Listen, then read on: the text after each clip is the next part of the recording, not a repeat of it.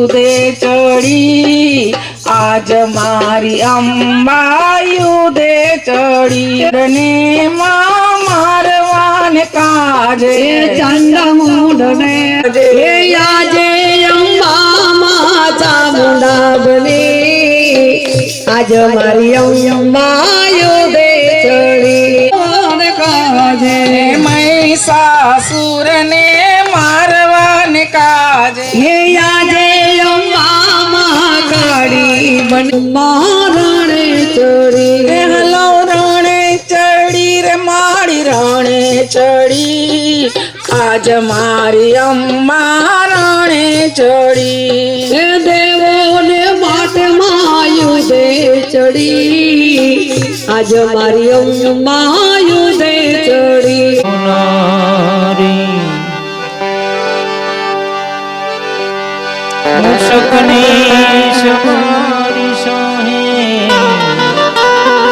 रिद्धि सिद्धि दोनारी भावथी वंदन करिए रे मां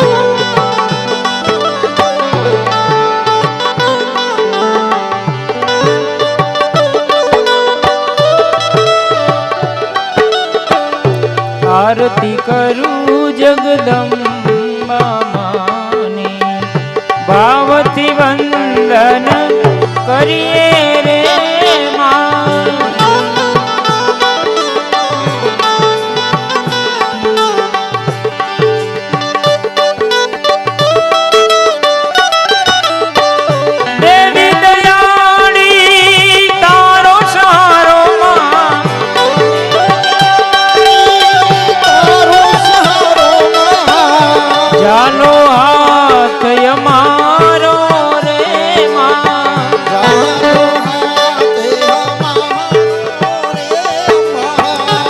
आरती करूं श्री अम्बे मानी पावती वंदन करिए रे मां आरती करूं रे मां दैत्यों ने मार्या देवों ने उगार्या दैत्यों ने मार्या देवों ने उगार्या ऋषि मुनि जस गावे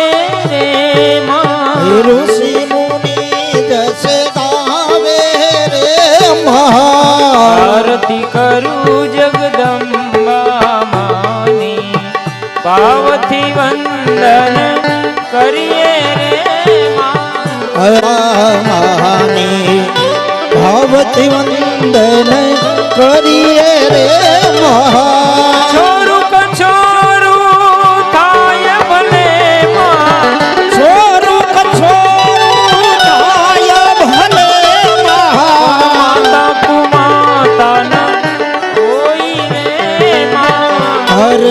करूं जगदम्बा मानी भावती वंदन करिए रे मंगल मूर्ति मानी जोईने मंगल मूर्ति मानी जोईने अंतर मां हर खाऊ रे करिए रे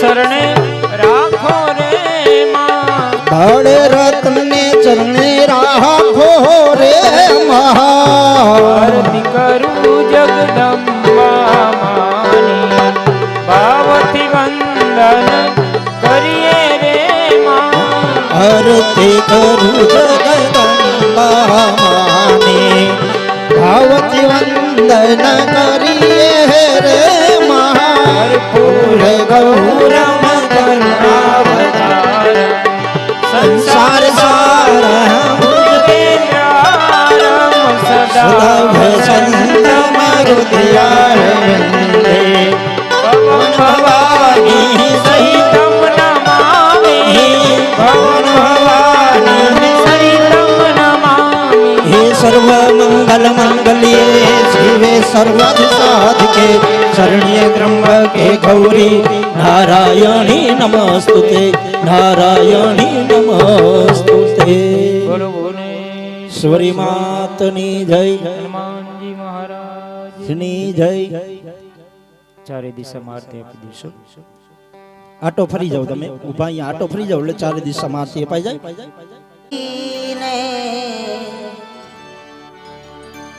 दूजा सरस्वती मां रणुजा देव मारी रक्षा करो पोकरण गढ़ना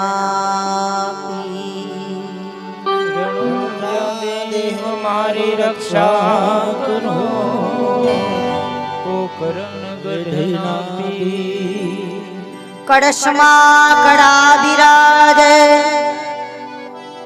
અને નેજામાં બિરાજે મૂર દેવળમાં પીર પોતે બિરાજે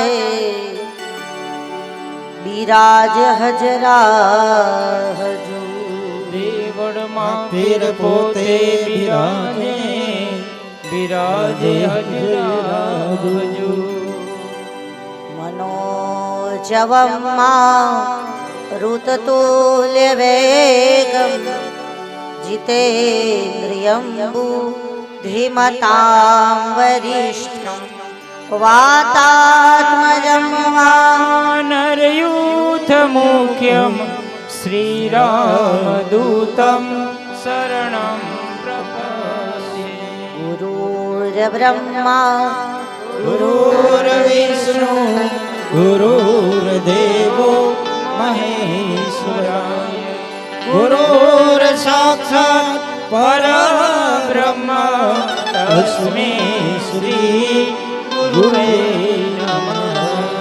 ओम जयंती मंगला काली भद्रकाली कपालिनी दुर्गा क्षमा शिवा दात्री स्वाहा स्वधा नमोस्तुते स्वाहा स्वधा नमोस्तुते स्वाहा स्वधा नमोस्तुते स्वाहा स्वधा नमोस्तुते.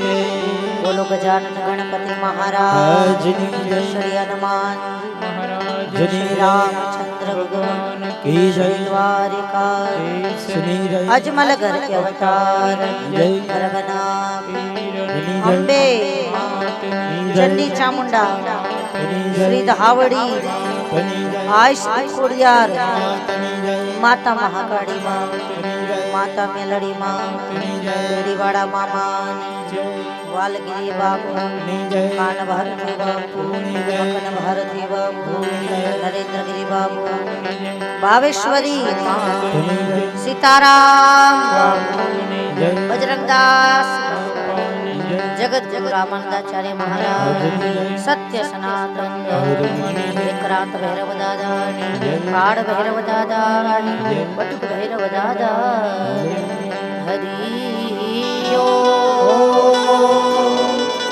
नमः पार्वती पते हर हर महादेव.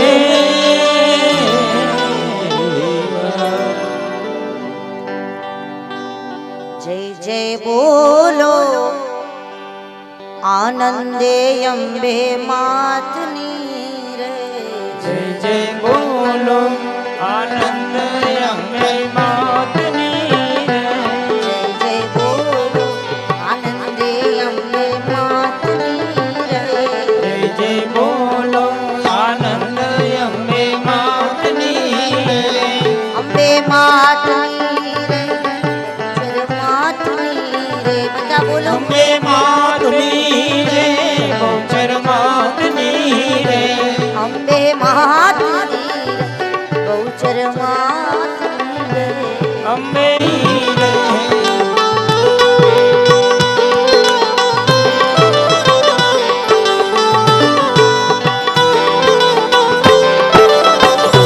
અંબે માતની રે ચામુંડા માતની રે અંબે માતની રે ચામુંડા માતની રે અંબે માતની રે ચામુંડા માતની રે બોલો આનંદ અંબે માતની રે જય બોલો આનંદ અંબે માતની રે જય જય બોલો આનંદ અંબે માતની રે જય જય બોલો આનંદ અંબે માતની રે જય ભવાની જય અંબે માં જય ભવાની જય અંબે માં જય ભવાની જય અંબે માં જય ભવાની જય અંબે માં જય ભવાની જય અંબે માં જય ભવાની જય અંબે જય ભવાની જય અંબે માં જય ભવાની જય અંબે માં જય ભવાની જય અંબે માં જય ભવાની જય અંબે જય ભવાની જય અંબે માં જય ભવાની જય અંબે જય ભવાની જય અંબે માં જય ભવાની જય ભવાની જય અંબે માં જય ભવાની જય અંબે જય ભવાની જય અંબે માં જય ભવાની જય અંબે જય ભવાની જય અંબે માં જય ભવાની ભુવનેશ્વરી માતની માંગલ્ય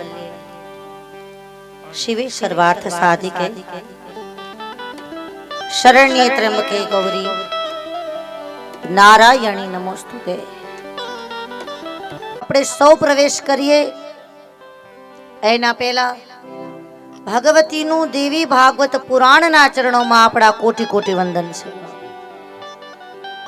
જે દેવી ભાગવત કથા સ્વયં દેવતાઓ પણ શ્રવણ કરતા હોય, જેને ઋષિઓ પણ શ્રવણ કરતા હોય, જેને જોગી જતી પણ શ્રવણ કરતા હોય, અરે દ્વારિકા નગરીમાં પણ જે દેવી ભાગવત કથા થઈ હોય, હસ્તિનાપુર નગરીમાં પણ જે દેવી ભાગવત કથા થઈ હોય, એ ભગવતી પરંબાના ચરણોમાં મારા તમારા કોટી કોટી વંદન છે.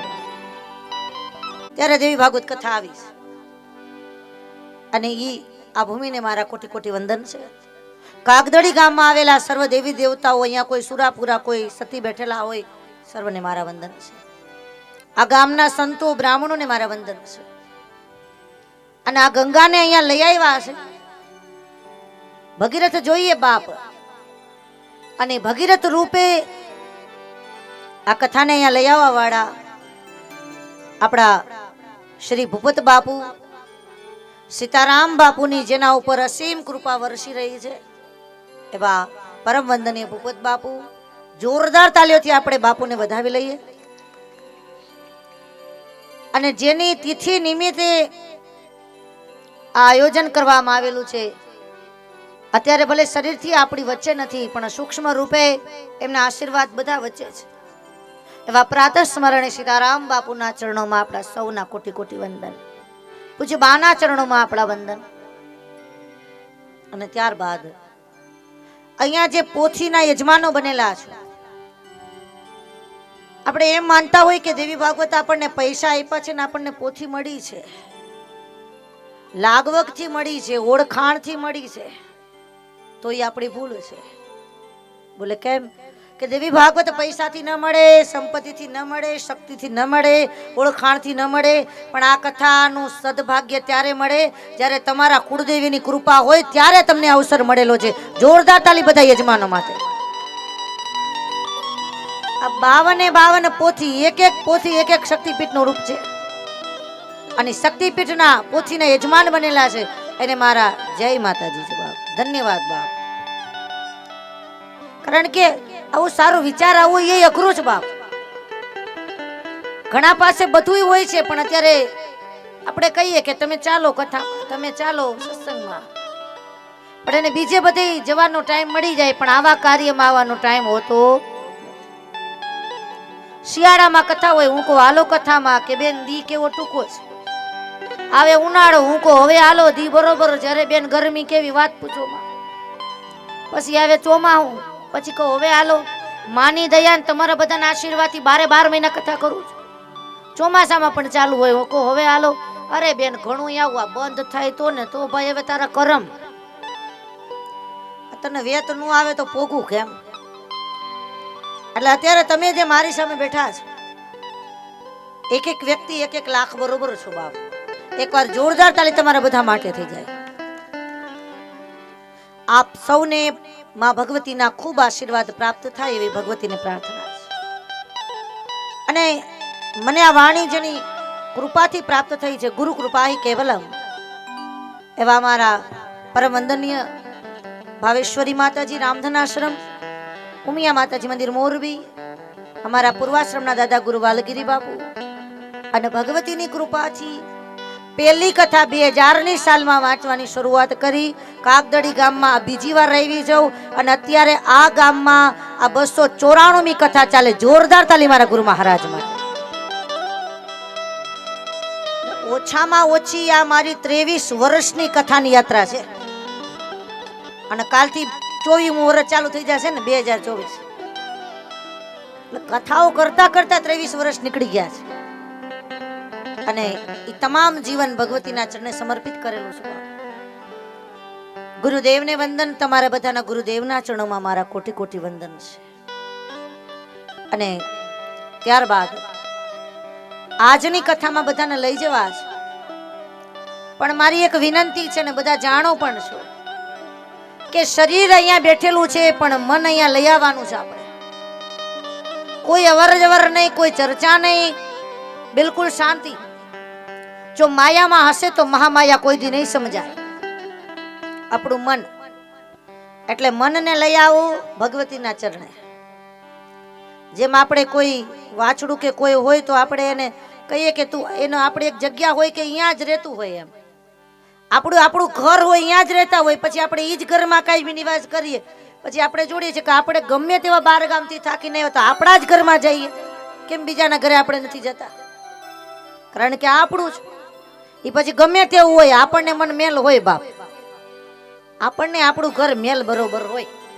એ હું શું કહેવા માંગુ છું સમજી ગયા છો કે આપણે આપણું મન આ ભગવતીના આ મણિદીપ નામના ભુવનમાં અર્પણ કરી દો, મારી જગદંબાના મેલમાં આપી દો.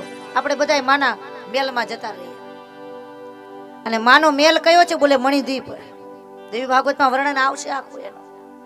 શિવજીના નિવાસ હોય કૈલાસમાં, વિષ્ણુના નિવાસ હોય વૈકુંઠમાં, કુબેર ભંડારી વસે છે અલકાપુરીમાં, વરુણદેવ એ નગરીમાં વસે. સર્વ દેવી દેવતાઓની નગરી છે, તો મારી જગદંબાની કોઈ નગરી હોય તો એ છે મણિદીપ છે બાપ. અમે ભગવતી એમાં બેઠેલા છે. એટલે આપણે બધા અત્યારે મનથી વહી જઈએ માં પાસે. આ ઓલું ઘર તો કદાચ આજ હોય ને કાલ નહીં હોય ને એ આપણે છોડવું પડશે. જેથી જવું પડશે તેથી રામ બોલો ભાઈ રામ. આપણું ઘર ગમે તેટલું વાલું હોય પણ એક દી એને મૂકીને જવું પડશે. પણ મારી ભગવતીનું ઘર તો એવું છે કે એકવાર તમે એના ઘરમાં પગ દઈ દો, મારી જગદંબા હાથે હાથ જન્મ સુધી તમારો હાથ પકડી રાખશે બાપા. આ જીવન તો ઠીક, પણ કદાચ બીજો જન્મ થાય ને તો એ ગોતી લેશે તમને કે આ જ છે મારું, ગોતી લેશે આપણને. અને આપણને એના છાયા નીચે ભગવતી રાખી દેશે બાપ. તો હું ને તમે આજની કથામાં જઈએ. બધા બોલ્યું મારી પાછળ. સૂત સૂત સૂત સૂત મહાભાગ મહાભાગ વ્યાસ વ્યાસ શિષ્ય શિષ્ય નમોસ્તુતે નમોસ્તુતે નમોસ્તુતે નમોસ્તુતે. બોલો નેમી શારણ્ય મહારાજની જય, જન્મે જય. મહારાજની જય. આપણે નિમિષારણ્ય ધામને વંદન કરી જ્યાં સૂતજી આ કથા કહી રહ્યા છે. દેવી ભાગવત 88,000 ઋષિઓ જ્યાં બેઠેલા છે અને એમાં મુખ્ય વક્તા તરીકે સૂતજી બેઠેલા છે. અને દેવી ભાગવતનો પ્રશ્ન કર્યો છે કે માની કથા અમને કહો. મેં કાલે આપણે બધી ધારાઓ કહી છે કે કઈ કઈ જગ્યાએ દેવી ભાગવત ચાલી રહ્યું છે, અને એમાંની એક ધારા એટલે નિમિષારણ્ય. એક ધારા એટલે જન્મે જય રાજા ને ભગવાન વેદ વ્યાસ. વેદ વ્યાસીએ ગ્રંથો લખ્યા છે, 18 પુરાણ 4 વેદ, આપણને 6 શાસ્ત્ર આપ્યા છે. પણ અહીંયા વેદ વ્યાસજી પોતે વક્તા બન્યા છે. સ્વયં પોતે વક્તા બન્યા છે, કથાના વક્તા ઈ સ્વયં બન્યા છે. તો તમે વિચાર કરો, વેદ વ્યાસજી પોતે જો દેવી ભાગવતના વક્તા બનતા હોય તો મારી જગદંબાની કથાનો મહિમા કેવડો છે. સાક્ષાત વેદ વ્યાસજી જે પરાશર અને સત્યવતી નંદન છે, જે દ્વેપાયન નંદન જેને કહેવાય છે, જે વિષ્ણુનું જ એક અંશ સ્વરૂપ છે બાપ, અને ઈ ભગવાન વેદ વ્યાસ જન્મે જઈને કથા કહી રહ્યા છે. એક કથા કૈલાસમાં ચાલુ છે, કાર્તિક સ્વામી, અગસ્ત્ય મુનિ અને લોપ મુદ્રાજીને કહી રહ્યા છે. આમ બધી બધી જગ્યાએ દેવી ભાગવત ઘણી ઘણી ઠેકાણે ચાલી રહી છે. અને હવે બહુ સરસ મજાનો દેવી ભાગવતનો જે છેલ્લો મહાત્મ્યનો પ્રસંગ છે. આપણે 4 કથાઓ કાલે શ્રવણ કરી છે દેવી ભાગવતના મહાત્મ્ય. હવે આજનો એ છેલ્લો મહાત્મ્યનો પ્રસંગ આપ સૌને મારે કહેવો છે.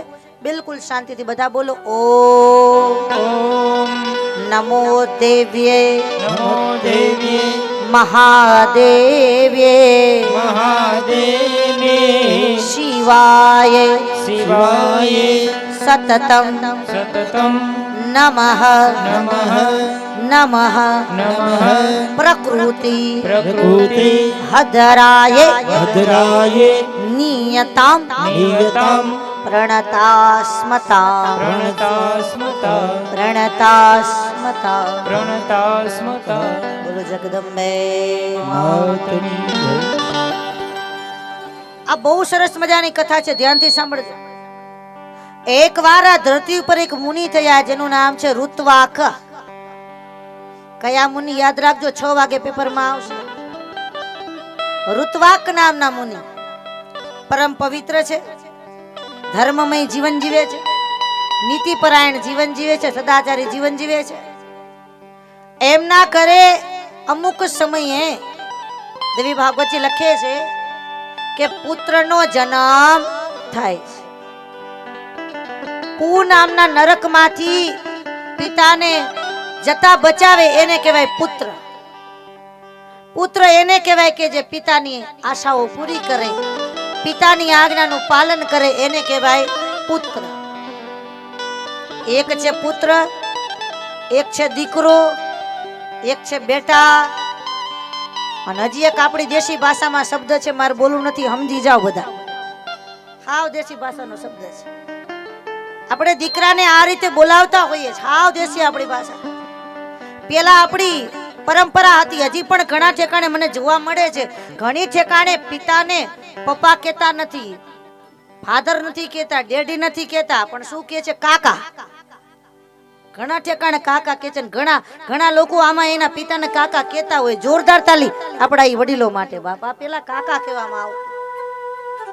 એટલે પિતા અને પુત્રનો નાતો જે જગતની અંદર અહીંયા લખે છે દેવી ભાગવતજી કે બાપને આનંદ થવા લાગ્યો છે કે મારી ઘરે દીકરો આવ્યો છે. ઋષિ પ્રસન્ન થયા. દીકરાને બાળપણ છે ને યુવાની આવી છે. અને ઘટના એવી ઘટી, લગભગ આ પ્રસંગ જાણતા હોય ને ખબર હશે કે જેવી યુવાની આવી એટલે સંગ બદલાણો અને ગાડી જતી હતી આમ ને નીકળી ગયા આમ. સમજી જાઓ બધા, દુષ્ટમાં દુષ્ટ. એવો દુષ્ટ થયો, એવો દુષ્ટ કરે, ન કરવાના કામ કરે. દેવી ભાગવતજી તો લખે છે રોગ પણ છે એને તો રોગ છે, પણ એની માને પણ રોગ થયો છે. શરીરમાં રોગ આવ્યા, ઘરમાં બીમારી આવી ગઈ, એમાંય દીકરો આવો દુષ્ટ છે. પણ દેવી ભાગવત તો અહીંયા સુધી લખે છે કે એક જંગલની અંદર જઈ અને કોઈ ઋષિ પત્ની હતા, કોઈ દેવી હતા, સતી નારી હતા, અને વાત બધાય સમજતા હશે, સમજી ગયા હશો બાપ. એ ઋત્વાક મુનિના પુત્રના દ્રષ્ટિમાં પાપ આવે અને ન કરવાનું પાપ આજે કરે છે બાપ. આવા કુકર્મ એને કરેલા છે, ન કરાય એવા પાપો એ ઋષિનો દીકરો કરે. અને આજ આ બધી વાતોની જાણ કોને થઈ? લગભગ સમજી ગયા હશો, બાપને ખબર પડી. બાપને કોઈ એની ફરિયાદો કરી દીધી, તમારો દીકરો, તમે આવા ભક્તિ ભાવ વાળા પણ તમારો દીકરો અધમમાં અધમ કૃત્ય કરે છે. અને અહીંયા દેવી ભાગવત લખે છે કે બાપની આંખમાં આંસુ આવ્યા ને દેવી ભાગવતે ચોખ્ખું લખ્યું છે કે મુનિ બોલી ગયા કે આના કરતા તો દીકરો ન હોત તો સારું હોત. આ એક બાપના શબ્દ છે. અને તમે કલ્પના કરો બાપ કે આવો શબ્દ બાપ ક્યારે બોલ્યો હશે? જ્યારે પાણી માથાથી અધર વહી જાય બાપ, સહન કરવાની એક વ્યક્તિની લિમિટ ખતમ થઈ જાય ત્યારે આવા શબ્દ નીકળતા હોય. અને આપણે જોઈએ છે ત્યારે કળિયુગ ચાલી રહ્યો છે. બધાની વાત નથી બાપ. ઘણા ઘણા ઠેકાણે મા બાપની સેવા કરે છે. આમાંથી લગભગના દીકરા અને દીકરીઓ એ દીકરાની વહુઓ જોરદાર તાલીએ પરિવારો માટે, જ્યાં મા બાપની સેવા થાય, સાસુ સસરાની સેવા થાય. પણ હારે હારે અમુક છે સમજી જાવ જેને કળિયુગનો વાયરસ લાગ્યો છે, એને બીજા બધાય ગમે પણ મા બાપ ગમતા, એને બીજા બહુ ગમે પણ મા બાપની સેવા ન ગમે. અને માતા પિતા તેથી રડતા હોય બાપ, મા બાપની આંખમાં આંસુ આવે, ઘરડા મા બાપ રડતા હોય છે. અને ત્યારે આપણા મહાપુરુષો કહે છે કે જો તમારા માતા પિતા દુખી હોય અને આપણે ગમે એવું ધર્મ કરીએ, ગમે એવું ભજન કરીએ, ગમે એટલા જાપ કરીએ તો એનું કાંઈ ફળ જડવાનું. કારણ કે પેલા મા બાપ મારા તમારા કોઈ ભગવાન હોય તો એ આપણા મા બાપ છે બાપ. એકવાર જોરદાર તાલી આપણા માતા પિતા માટે. આ ઘેરો વડલો ને ઘેરી છાયડી રે, અઘેરો વડલો ને ઘેરી છાયડો, ઘેરા કુટુંબમાં મારો બાપ જો મીઠો છાયડો રે મારા બાપનો રે, હે યામા મીઠો છાયડો રે મારા બાપનો, આંગળી પકડી મારા બાપને ચાલો તો ડગમગ ચાલજો મીઠો છાયડો રે મારા બાપનો, હે યામા મીઠો છાયડો રે મારા બાપનો. દેવી ભાગવત લખે છે કે બાપના મોઢામાંથી તેથી શબ્દ નીકળ્યો છે, કાના કરતા તો આવો દીકરો ન હોત તો સારું હતું. બાપ રડીને આજે એની વેદના વ્યક્ત કરી રહ્યા છે, આંખમાં આંસુ છે. અને આપણે જાણીએ છીએ કે પોતાના દુઃખ, અહીંયા દેવી ભાગવતજી પણ કહે છે ને આપણા મહાપુરુષો પણ કહે છે કે આપણું કોઈ દુઃખ હોય, આપણી કોઈ પીડા હોય તો મહેરબાની કરી જગતને ન કહેવી. આપણે આપણા દુઃખ દુનિયાને ન કહેવા, કારણ કે તમે દુનિયાને કહેશો, બીજો બીજાને કહેશે, ત્રીજો પાંચમાને કહેશે, ઠેઠ લગી કહેતા જાય, કોઈને નહીં કહે, કોઈને નહીં કહે, પછી સમજી જાઓ બધા. જગતને કહેશો તો કદાચ ડર રહેશે કે વાત બહાર પડી જશે, પણ અહીંયા શાસ્ત્ર સમજાવે કે દુઃખ પડે તેથી જગતને કેવા કરતા કોઈ ગુરુને કહી દો, કોઈ સાધુના ચરણે વહી જાઓ, કોઈ ભગવતીના ચરણે વયા જાઓ, એ દુઃખને ભાંગીને ભૂખો સદગુરુ મહારાજ કરી નાખે. અને આ દેવી ભાગવતજી એ જ વાત કરી કે મુનિએ વિચાર કર્યો કે આ જગતને નહીં કહેવાય, હું સાધુ છું, મારે પોતાની બીમારી હોય તો મારે જગતને ન કહેવાય, મારે મારા જેવા કોઈ સમર્થ પુરુષ હોય એને કેવું પડે. અને સમર્થ પુરુષ કોને ગોઈતા લગભગ સમજાય, સમજી ગયા છો. બોલો ગર્ગાચાર્ય મહારાજની જય, બોલો ગર્ગાચાર્ય મહારાજની જય. કયા મુનિને ગોઈતા? ગર્ગાચાર્ય. જે આમાં ભાગવત જાણતા હશે ને ખબર હશે કે ગર્ગાચાર્ય એટલે કોઈ સામાન્ય નથી, પણ યાદવોના કુલ ગુરુ છે. કૃષ્ણ ભગવાનનું નામ પાડવા વાળા હોય તો યા ગર્ગાચાર્ય છે. અને એને જઈને વાત કરી છે, જ્ઞાની સે જ્ઞાની મિલે કરે જ્ઞાન કી, અધૂરાને ન કહેવાય દ્રઢાની વાત બાપ, પૂરા મળે તો રાવું. એ ઋષિને કીધું છે કે મહારાજ મારી આગળ બધુંય છે, ધર્મ છે, ભક્તિ છે, પણ આજ મારી ઘરે આ દીકરો એવો આવ્યો છે કે આજ ગામમાં ક્યાંય મારાથી નીકળી શકાતું. મારા અહીંયાના કટકે કટકા મારા દીકરાએ કરી નાખ્યા છે મહારાજ. મને કયો તો ખરા કે મારા ભજનમાં એવી તો કઈ કમી રહી ગઈ કે મારી ઘરે આવો દીકરો આવ્યો. અને તેથી મુનિ જોવા લાગ્યા છે અને ધ્યાન ધરીને જોયું છે. સાંભળજો ધ્યાનથી સમાધિમાં જોઈને કે છે કે મુનિ આમાં તમારો કોઈ દોષ નથી, તમારો કોઈ જ વાંક નથી, પણ વાંક એનો છે કેનો કે તમારા દીકરાનો જન્મ થયો ત્યારે આકાશમાં રેવતી નક્ષત્ર ચાલતું હતું. કયું નક્ષત્ર યાદ રાખજો? રેવતી. આ દીકરો જન્મો ત્યારે રેવતી નક્ષત્ર અને એનું ચોથું ચરણ એટલે ગંડાત યોગ. અને ગંડાત યોગમાં કોઈ બાળક જન્મે તો એ દુષ્ટમાં દુષ્ટ હોય ને આ યોગનું ફળ છે. તમારો આમાં કોઈ દોષ નથી, આ રેવતી નક્ષત્રનું ફળ છે. પણ મુનિ આનો એક જ રસ્તો છે, તમે ભગવતીના ચરણે જાઓ, તમે માના ચરણે જાઓ.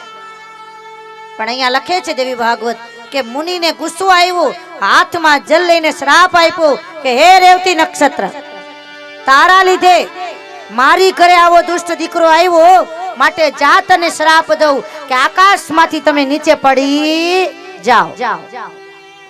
રેવતી નક્ષત્ર નીચે પડી જાય છે શ્રાપથી. સમજી ગયા છો બાપ કે રેવતી નક્ષત્ર નીચે પડ્યું, પણ કઈ જગ્યા? જે કથા જાણતા હશે એને ખબર પડી ગઈ હશે. દેવી ભાગવત એનું નામ લખે છે કુમુદગીરી પર્વત, રેવત પર્વત. અને આપણી ભાષામાં જો પર્વતનું નામ કેવું હોય તો એ પર્વત એટલે બીજો એકેય નહીં, પણ આપણું ગુજરાતનું ઘરેણું એટલે ગિરનાર પર્વત. ગિરનાર પર્વત ઉપર નક્ષત્ર જાય છે એટલે તો ગિરનારને કહેવાય છે રેવત પર્વત, આ રેવતી નક્ષત્રના લીધે. અને નક્ષત્ર ત્યાં પડે. અને અહીંયા લખે છે દેવી ભાગવત કે જે જગ્યાએ નક્ષત્ર પડ્યું એમાંથી એક કન્યાનો જન્મ થાય છે, એક દીકરીનો જન્મ થયો છે. અને દીકરીનું નામ છે રેવતી. બોલો રેવતી માતની જય, બોલો રેવતી માતની જય. એ રેવતી નામ પડે છે. અને રેવતીજી ગિરનારના જંગલમાં છે. અને એમાં એક મુનિની નજર પડી છે આ દીકરી ઉપર. સાધુનો સ્વભાવ છે કરુણાવાન, સાધુના હૃદયમાં દયા હોય, કરુણા હોય. સાધુએ એ દીકરીને જોયા અને જુએ છે કે આજુબાજુ કોઈ આના મા બાપ પણ કોઈ છે. સાધુએ પોતાના યોગ બળે જાણી લીધું કે આ તો રેવતી નક્ષત્રની રેવતીજી છે, માટે હવે આનું કોઈ નથી. આજથી હું જાની માન, હું જાનો બા. અને ઋષિ દીકરીને લઈ ગયા. એ ઋષિનું નામ યાદ રાખજો, પેપરમાં આવશે, પ્રમુચ મુનિ. બોલો પ્રમુચ મુનિ મહારાજ, બોલો પ્રમુચ મુનિ મહારાજ. દીકરી એટલે પ્રમુચ મુનિ ના આશ્રમમાં દીકરી રહે છે. અહીંયા સમજાય તો સમજજો કે સંતના ચરણે રહ્યા છે. જો આપણી આગળ કોઈ સંતનો આશીર્વાદ હોય, આપણા જીવનમાં કોઈ સંત હોય અને સંતોનો સંગ કરેલો હોય તો રામાયણ કહે છે સમજી જજો તમારામાં પેલી ભક્તિ આપોઆપ આવી ગઈ છે. કારણ કે રામાયણમાં લખેલું છે પ્રથમ ભગતિ સંતન કર સંગા, પ્રથમ ભગતિ સંતન કર સંગા, પ્રથમ ભગતિ સંતન કર સંગા, પ્રથમ ભગતિ સંતન કર સંગા, दूसरी रति मम कथा प्रसंगा, दूसरी रति मम कथा प्रसंगा, दूसरी रति मम कथा प्रसंगा, दूसरी रति मम कथा प्रसंगा, प्रथम भगति संतन कर संगा, सब गाइए. प्रथम भगति संतन कर संगा, प्रथम भगति संतन कर सब गाइए.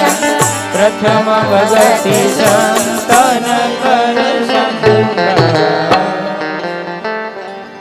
સંતનો સંગ એટલે સમજી જજો પેલી ભક્તિ છે આપણા. અને રેવતીજી પેલી ભક્તિ કરે છે, સાધુનું સંગ મળેલું છે. અને પ્રમુચ નામના મુનિએ એ દીકરીને મોટા કર્યા છે. દીકરીનું બાળપણ, દીકરીની યુવાની આવી છે. અને આપણે જાણીએ છીએ કે યુવાનીનો કોઈ ઉત્તમ ઘરેણું હોય તો એ મારી તમારી મર્યાદા છે. આપણા બધાની ત્રણ અવસ્થા છે, બાળપણ, યુવાની, ગઢપણ. આપણું બાળપણ કેના જેવું હોવું જોઈએ? બોલે કાનુડા જેવું. બાળપણમાં લેર જ કરાય. અને યુવાની કેના જેવી? બોલે મર્યાદા પુરુષોત્તમ પ્રભુ શ્રી રામ જેવી હોવી જોઈએ. બા આપણી યુવાની રામ જેવી. અને આપણું ઘડપણ કેના જેવું હોવું જોઈએ? બોલે દેવાધિદેવ મહાદેવ જેવું. ઘડપણમાં ભજન કરાય, ઝંઝટ કરાય, પણ સમજી ગયા શું કહેવા માંગુ છું?